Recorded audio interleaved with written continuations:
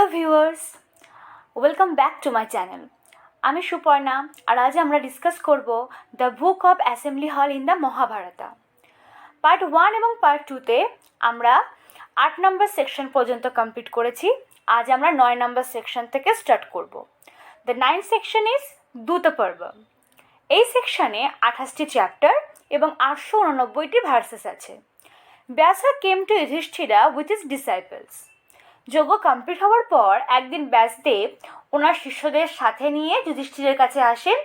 তখন যুধিষ্ঠির ওনাকে প্রণাম করে জানান যে নারদমুনি 3 প্রকার ভবিষ্যৎবাণী করেছেন, 3 types of portents, namely the celestial, atmospheric and terrestrial.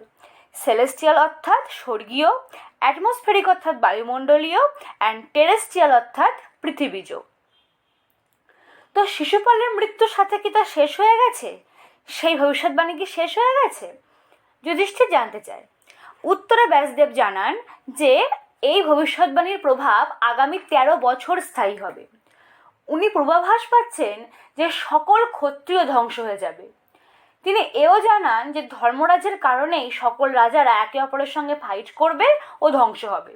এই কথা বলে তিনি শিষ্যদের সাথে নিয়ে কৈলাস চলে যান। এইসব শুনে ধর্মরাজ খুব মনমরা হয়ে যান এবং ডিসাইড করেন কারোর সাথে হার্শলি কথা বলবেন না। দুর্যোধন ও শকুনি তখনও প্যালেসেই ছিল। দুর্যোধন ওয়াজ অ্যাস্টনিস্ট। দুর্যোধন এত সুন্দর, এত মার্ভেলাস ডিজাইন দেখে অ্যাস্টনিস্ট হয়ে গেছিল। সে একদিন বিল্ডিংয়ের চারপাশটা ঘুরে দেখার জন্য বার হয়। একটি জায়গা যেটি ক্রিস্টাল দিয়ে বানানো ছিল এমনভাবে যে সে জল ভেবে নেয় আর নিজের ক্লথ উঁচু করে হাঁটতে থাকে। কনফিউজড হয়ে সে বিল্ডিংয়ের অন্য জায়গায় যায়। সেখানে সমান জায়গা হওয়া সত্ত্বেও সে পড়ে যায়। আরেকটি জায়গায় পুকুরকে ক্রিস্টাল দিয়ে বানানো স্থান ভেবে তার উপরের ফোটা পদ্মগুলিকে দেখে সেগুলোকে আর্টিফিশিয়াল ভেবে তার উপর দিয়ে হাঁটতে যায় আর পড়ে যায়। এইসব দেখে ভীম, অর্জুন, নকুল, সহদেব তাছাড়া অন্যান্য সার্ভেন্ট সকলেই হাসতে থাকে। He mistook many things because of illusion and felt insulted, কারণ সবাই তাকে দেখে হাসছিল। দুর্যোধন এসব সহ্য করতে না পেরে হস্তিনাপুর চলে যায় with an afflicted heart. Duryodhana পাণ্ডবদের সাকসেস দেখে খুব হিংসা করতে থাকে, চিন্তা করতে থাকে কি করা যায়। তাই দেখে শকুনি তাকে জিজ্ঞেস করলে সে তার চিন্তার কারণ জানায় আর ধৃতরাষ্ট্রকেও জানাতে বলে। তখন তাকে এত চিন্তিত দেখে শকুনি অ্যাডভাইস দেয় এত হিংসা না করতে। সে বলে পাণ্ডবরা এখন শুধুমাত্র তাদের লাক এনজয় করছে, কিন্তু দুর্যোধনের সাথে দ্রোণ আছে, অন্যান্য শক্তিশালী যোদ্ধা আছে যাদের সাহায্যে শুধু একটা নগর কেন সে পুরো ওয়ার্ল্ড জয় করতে পারে। এভাবে শকুনি দুর্যোধনকে শান্ত করছিল। তো তাকে শান্ত করার পর যুধিষ্ঠিরকে গেম অফ ডাইস অর্থাৎ পাশা খেলায় ইনভাইট করার পরামর্শ দেয়। তারা প্ল্যান করে, the plan of Duryodhana and Shakuni. Shakuni জানতো সে পাশা খেলায় কত এক্সপার্ট, আর 3 জগতে এমন কেউ নেই যে তাকে পাশা খেলায় হারাবে। এবার দুর্যোধন বলে ধৃতরাষ্ট্রকে এসব জানাতে। শকুনি দুর্যোধনের কথা এবার ধৃতরাষ্ট্রকে জানায়। ধৃতরাষ্ট্র দুর্যোধনকে আস্ক করে জানতে চায় তার হতাশার কারণ কি। তখন দুর্যোধন পাণ্ডবদের উন্নতির কথা জানায় এবং বলে যে পাশা খেলায় তাদেরকে এবার আমন্ত্রণ করতে হবে। কিন্তু ধৃতরাষ্ট্র জানায় সে বিদুরের সাথে ডিসকাস করবে এবং দেন ডিসিশন নেবে যে কি করা যাবে কি করা যাবে না। কিন্তু ধৃতরাষ্ট্রকে দুর্যোধন ভয় দেখায় যে তিনি যদি কথা না শোনেন তো নিজের প্রাণ সে দিয়ে দেবে, অর্থাৎ সুইসাইড করার ভয় দেখায়। The doting Dhritarashtra agreed to invite Pandavas for a game of dice. Doting অর্থাৎ ভালোবাসায় অন্ধ। তো ভালোবাসায় অন্ধ ধৃতরাষ্ট্র সে কী করলো, সাথে সাথে দুর্যোধনের কথা মেনে নিল। এরপর ধৃতরাষ্ট্র একটা ম্যানশন বানানোর অর্ডার দেয় এবং বিদুরকে ডেকে পাঠায়। বিদুরও try to stop them. Vidura খুব ট্রাই করে যাতে এই খেলাটা না হয় সেদিকে দেখার, বাট তিনি পারেন না। ধৃতরাষ্ট্র বলে সে ভাগ্যে বিশ্বাস করে। এই কথা শুনে বিদুর ভীষ্মের কাছে যান।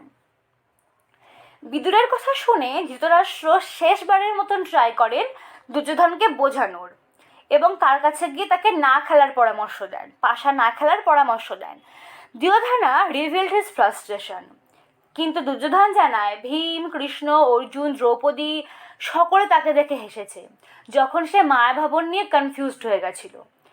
ইভেন রিয়েল দরজাকে সে আর্টিফিশিয়াল দরজা ভেবে মাথায় আঘাতও পেয়েছে এবং নকুল সহদেব সকলে তাকে ব্যঙ্গ করেছে, সার্ভেন্টসরা হেসেছে, তো সে খুবই ইনসাল্টেড ফিল করেছে।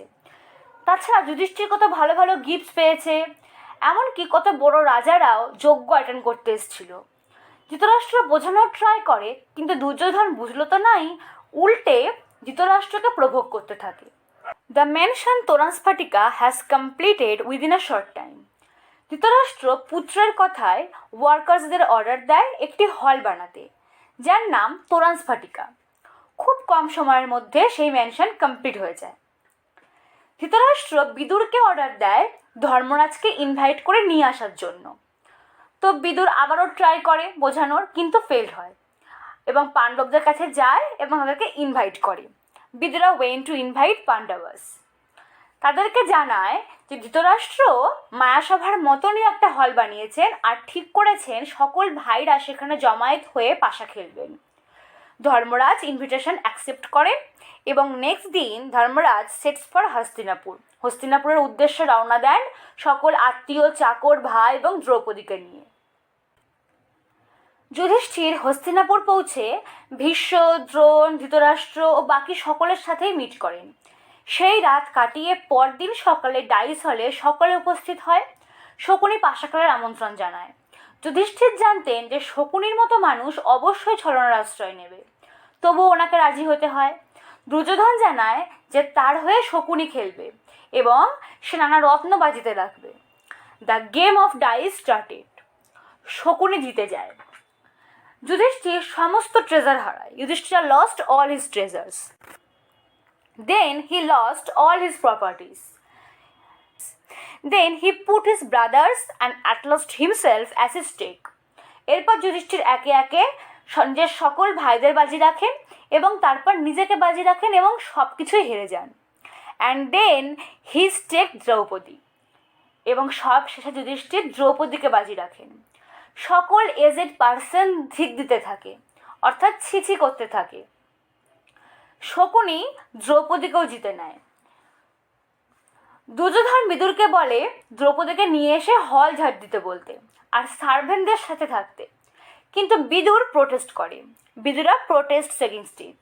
তিনি বলেন দ্রৌপদী কখনোই স্লেভ হতে পারে না, কারণ দ্রৌপদীকে বাজি রাখার কোনো রাইট ধর্মরাজের নেই, যেহেতু তাকে বাজি রাখার আগে ধর্মরাজ নিজেকে বাজি রেখে হেরেছেন। Duryodhana instructed the Pratikami to bring Draupadi. Duryodhan বিদুরের কথাকে অবহেলা করে প্রতিকামীকে বলে দ্রৌপদীকে নিয়ে আসতে। প্রতিকামী ছিল দুর্যোধনের সারথি ও সংবাদদাতা। প্রতিকামী দ্রৌপদীর কাছে যায় আর তাকে জানায় যে দুর্যোধন দ্রৌপদীকে পাশা খেলায় জিতে নিয়েছে এবং সে তাকে নিতে এসছে মেনিয়াল ওয়াক করানোর জন্য। দ্রৌপদী প্রতিকামীকে জানায় যে সভায় উপস্থিত সকল এজেড পার্সনদের আস্ক করতে যে এখন দ্রৌপদীর কী করা উচিত। তো প্রতিকামীও হলে গিয়ে সেটা আস্ক করে, কিন্তু সবাই মাথা নিচু করে বসে থাকে। Yudhishthir sent a message to Draupadi. এরপর যুধিষ্ঠির একজন মেসেঞ্জারকে দিয়ে দ্রৌপদীকে বলেন যে পরিস্থিতিতে থাকুক না কেন হলে আসতে, আর ধৃতরাষ্ট্রের সামনে এসে কাঁদতে। তিনি ভেবেছিলেন দ্রৌপদীকে এমন অবস্থায় দেখে হয়তো সবাই দুর্যোধনকেই তিরস্কার করবে। এবার দুর্যোধন দুঃশাসনকে বলে দ্রৌপদীকে জোর করে নিয়ে আসতে। At last, Dushasana went to bring Draupadi forcibly. যখন দুঃশাসন তাকে আনতে যায়, দ্রৌপদী যেখানে সকল মহিলারা থাকে সেদিকে দৌড়তে থাকে, কিন্তু দুঃশাসন তার চুল ধরে টানতে টানতে হলে নিয়ে আসে। ভীম এসব দেখে রেগে যায়, কিন্তু অর্জুন তাকে শান্ত করে। Vikarna tried to protest. ধৃতরাষ্ট্রের পুত্রদের মধ্যে একজন পুত্র বিকর্ণ, সে প্রোটেস্ট করে দ্রৌপদীর এমন অবস্থা দেখে।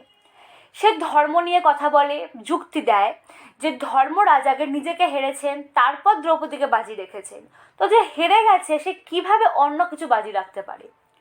দ্রৌপদীকে জিতে নেওয়া হয়েছে এই কথাটি উপযুক্ত নয়।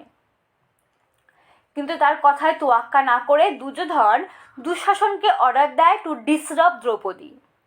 দুঃশাসন started to remove her clothes.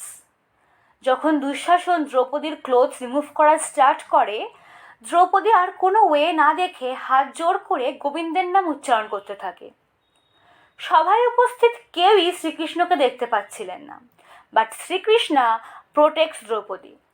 Shrikrishna সেখানে উপস্থিত থেকে দ্রৌপদীকে চারপাশ দিয়ে অফুরন্ত কাপড়ে ঢেকে দেন। দুঃশাসন কাপড় ড্র্যাগ করতেই থাকে, বাট অ্যাট লাস্ট সে টায়ার্ড হয়ে যায় আর বসে পড়ে। Bhima took an angry oath. Bhim তখন শপথ নেয় যে সে দুঃশাসনের বুক চিরে সেই রক্ত পান করবে। Karna told Draupadi that all the sons of Dhritarashtra were her Lords.